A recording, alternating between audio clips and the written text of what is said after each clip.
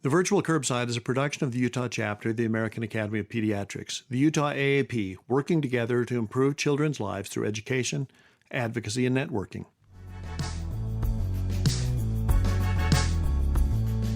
Hi, this is Paul Wirkus from the Utah AAP. Welcome to this week's edition of the Virtual Curbside, where we bring pediatric providers together with subspecialists to get smarter about all things pediatric and better acquainted as a community of caregivers.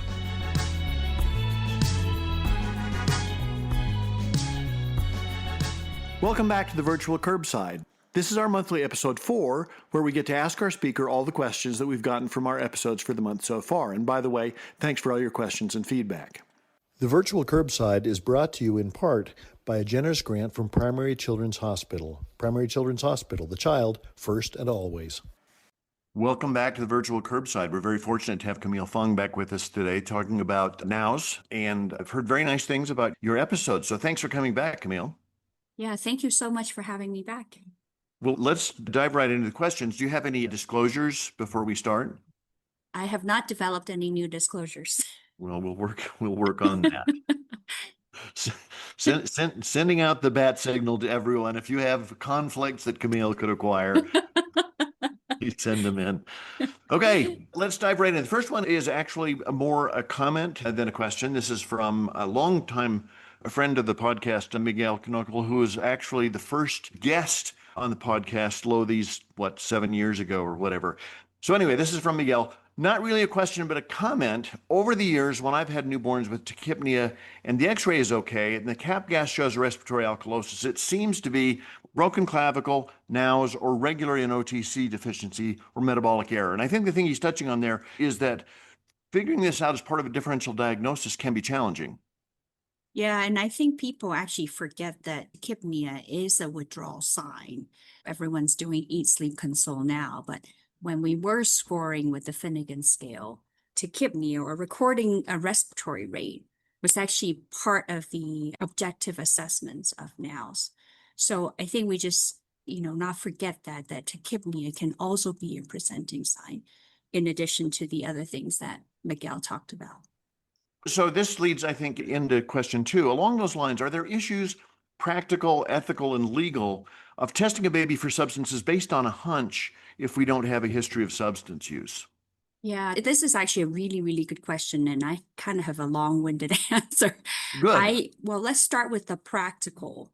I think when you have a baby showing signs and symptoms that could be consistent with withdrawal, even though there's no documentation or admission of any substance use, I think it's only prudent that you tell the family that the baby is showing signs and symptoms, just like you said, is part of the differential.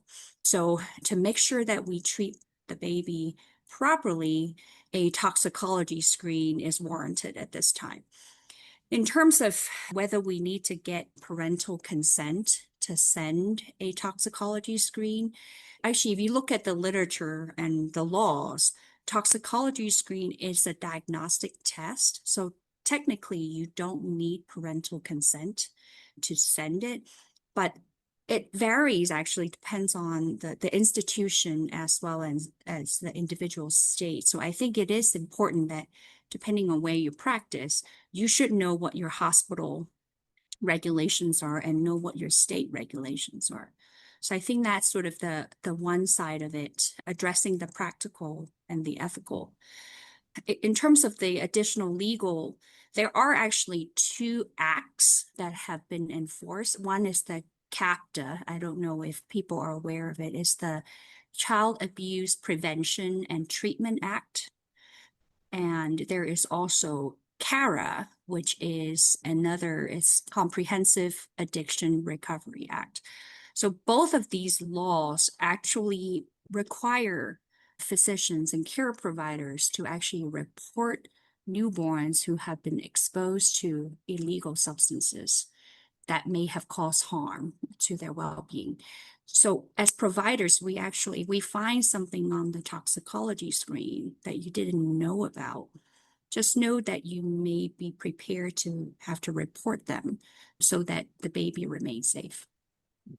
Follow-up question. I know that if a mother has had an epidural with fentanyl, that may show Mhm. up on the toxicology screen. Is there a way to differentiate that from, since one of the most common substances that may be abused is fentanyl, is there a way to Mhm. differentiate that? I think it would be hard to differentiate, especially, since depending on what tissue of choice you send, right? So maybe just that short exposure of fentanyl during labor may not be there if you send a cord tox or a meconium tox, but a urine tox maybe, because urine reflects more recent exposure. But as long as the fentanyl was documented in the mom's chart, I think that helps to argue, you have to make your clinical decision whether the baby suffering from fentanyl withdrawal or not, but at least it's documented in the chart that the mom was exposed. And you just have to see if your core toxicology screen helps you.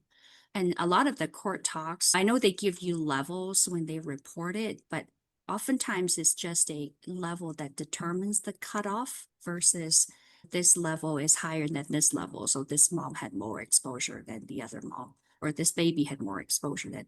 It's just a way for ARAP or other testing sites to say, once you reach this threshold, we call it a positive toxicology screen. I have found somewhat heartbreakingly that when you have to have the talk with someone, that more than once the desire for the baby to be healthy and safe has led a parent to say, oh, there may be something. And as we talked about last time, one of the things that's so important is that we can have a conversation as opposed to framing it like an interrogation. Yeah, totally. And I think, don't forget the over-the-counter stuff too, right? Or a herbal tea. We talked about kratom last time. Mhm. Oftentimes people are buying tea laced with kratom and they have no idea that it's an opioid derivative. And so, yeah, just have an open conversation, tell the family what you're worried about. And once you have the result, continue that conversation. Yeah, yeah. Next question. You alluded to the syndrome of withdrawal from SSRIs. Could you elaborate a little bit about that? Are there things that we should do to ensure the safety of those babies? Yeah, so I practice at the university and Intermountain, which is actually very interesting. So I do feel like when I'm at the Intermountain hospitals, there is a safety measure where a mother who is on SSRIs, it gets flagged that potentially, the NICU resuscitation team may need to be there because babies, once the umbilical cord is cut, oftentimes we see that babies they lose that serotonergic innervation right away and they go apneic. So a lot of times we get called to deliveries because the baby is apneic. And nowadays it seems commonplace. We always say, "Oh, is the mom on SSRI?" It's almost like a reflexive answer or Mm-hmm. question that we have to the OBs. So apnea is a real thing, it's a real entity, and you just have to be ready to address that. And I would say the other one that you see quite often right after delivery is actually posturing. So these babies turn their arms and their hands in. They really look like they're having a seizure. And so that is also because of a discontinuation syndrome from SSRI. So I would say apnea and posturing are really, really common presenting withdrawal signs that you have to support the baby through. And then also the last thing I would say is that there are reports of the occurrence of PPHN, persistent pulmonary hypertension of the newborn with SSRI exposure. So again, if the baby ends up needing oxygen, it's a term baby, you really have no other reason as to why they are needing oxygen. Just a kind of a piece of history is was mom on an SSRI and what you potentially need to get an echo to see the severity of the pulmonary hypertension. So, two quick follow-up questions. One, is it dose dependent? Is it dose dependent? It is not. Okay. And the other thing is, how long does it tend to be? So, especially the apnea and posturing, Mhm. how long do we expect that to last? I mean, I've seen it probably just in the first day. As the hours go by, it gets better and better. But I remember I had a baby at IMC that we ended up working up for, truly, we thought the kid had seizures and we never Mhm. found anything. And it was because the baby kept posturing. And so got this extensive workup and it never panned out to be anything. But it just took, for that baby, it took quite a few days for the SSRI to get out of the system. And the challenge here, of course, is the very reasonable balance between the parent's mental health and the baby's safety. I don't think we would encourage people to not be healthy. We just have to anticipate that the babies may need some particular care. Absolutely. I think addressing maternal mental health is key, right? Because if the mom's is not in a good space, I don't think she's going to be able to take care of the baby. So I think it just should be counseled, whether it's OB or us or both, just to know that the baby may need to be supported at resuscitation. Next question. Could you please elaborate a little more on concerns we should watch for in other substances of abuse, particularly THC and ethanol, both in the postpartum period and beyond? Yeah. Yeah, I think the the THC discussion itself can be a whole hour Oh man. lecture. Yeah. In fact, I have a whole hour lecture on THC exposure in pregnancy and breastfeeding and beyond. Maybe we should do some follow-up episodes and talk about that. It's clearly my impression that there is much more THC consumption now than probably any other time. Absolutely. And I think there is I don't know if it's a misconception, but people are, I think, just not as worried about THC exposure because of the legalization that has gone Right, on. right. But it's still, I think, a big unknown. Well, not a big unknown. It's still not totally safe, I would say, in pregnancy and in breastfeeding. Let's call this a preview of our episodes about that. But I think part of it too is that the apparent innocuousness of something that can be consumed as a gummy Mhm. is different than we see other substances. Yeah, the way THC is presented, edibles, smoking, and I also think the potency, if you're actually, buying marijuana and smoking and vaping, the potency of THC nowadays is a lot higher than what it used to be in the 50s and 60s. And so that's another concern. And I think the biggest concern for me for THC is that metabolite of delta 9 THC is very, very lipophilic. What that means is just it likes to hang out in fat, right? And so because of that pure property, it tends to hang out in mom's fat, baby's brain, which is myelin, which is a fat, content organ, and then in breast milk. So I think there are lots of depots where THC can be deposited, and it takes a long time for the body to clear. And I think that's the crux of the problem with THC is that it hides out in fat depots that you can't clear. Even though a mom who's abstained, there are studies that have shown that mom who've abstained from using THC, it persists in their breast milk for a very long time, even like up to 6 weeks is one study that has found. So unlike alcohol, where you can, do pump and dump for Mhm, breast milk, mhm.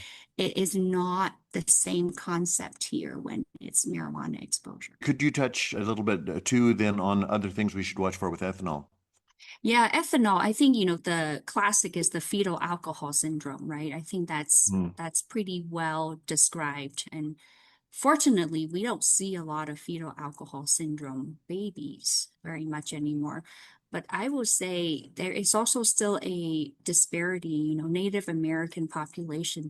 From what I hear, I don't treat a lot of babies who are Native American, but that still remains a pretty prevalent problem in that population. I think it is getting better and people are getting educated about the teratogenic effects of alcohol. So I think alcohol is not as big of a deal now as much as THC, but certainly, smoking isn't good either. So I think the illicit drugs are also something that we definitely need to counsel parents on to try to avoid. If you can't Mhm. abstain, minimize as much as possible Right, for right, either of right. them.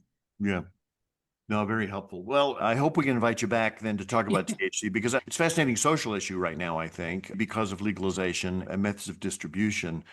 But I think that we haven't really talked enough about the effects on kids. So, Yeah, and I think one thing we do also have to remember is that a developing brain actually has an endocannabinoid system, which means that our own bodies actually produces cannabinoid signaling for brain development. So sometimes liken it to an exogenous source like, marijuana that you smoke or eat. It can actually hijack the developing brain's endocannabinoid system. And that is actually, I think, quite harmful because you're actually perturbing the developmental trajectory of some of these normal processes in the brain. So again, we can talk about it more. And my other love is brain development, as you probably know. So I totally feel like we just need to know more and understand more. And hopefully with marijuana being maybe a little bit not categorized as category 1 drug, that people can actually study it a little bit more. Well, can, will, and must talk some more about this. Camille, thank you so much. This has been, I think, a fascinating month. And I think, as I mentioned at the outset, I think that this whole approach is just such a great thing because of the way that it emphasizes taking good care of the baby, where possible, involving the family in the care of the baby so that we make the transition to going home so much more normal in a lot of ways. And I just think this has been very, very helpful. So thanks for your expertise and thanks for your ability to teach. Yeah, thank you so much. I think primary's motto of child first and always, I always bring that up because I think it is really real. As mission statements go, it doesn't get better than that. Yeah, totally. Yeah. All right. Well, thank you very much. And to our listeners, we'll be back next week with another episode. Thanks for listening and thanks for telling your friends. See you next week.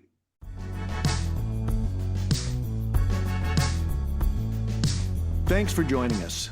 We look forward to getting together again next time. The virtual curbside is available on iTunes or wherever you find your other favorite podcasts. Be sure to like us and subscribe. We want you to like us both because we're needy that way and because that will help other listeners like you find us. Check out our website, vcurb.com, for supporting materials, schedules, and other great stuff. The Virtual Curbside is an educational production of the Utah chapter of the American Academy of Pediatrics. The opinions expressed in this podcast, while carefully considered, are ultimately the opinions of the presenters and not necessarily of the American Academy of Pediatrics or our employers. And remember, the content of this podcast shouldn't be seen as a substitute for seeking actual personal medical care. If this is an emergency, hang up and dial 911. Otherwise, schedule a visit with a caring healthcare provider to try to get to the bottom of your concerns. None of this could happen without Elisa Stoddard, our extraordinary executive director of the Utah AAP. Many thanks to Tim Cosgrove for his help on the website and logo design. Thanks to Phil Wirkus, who composed the theme music. See you next time.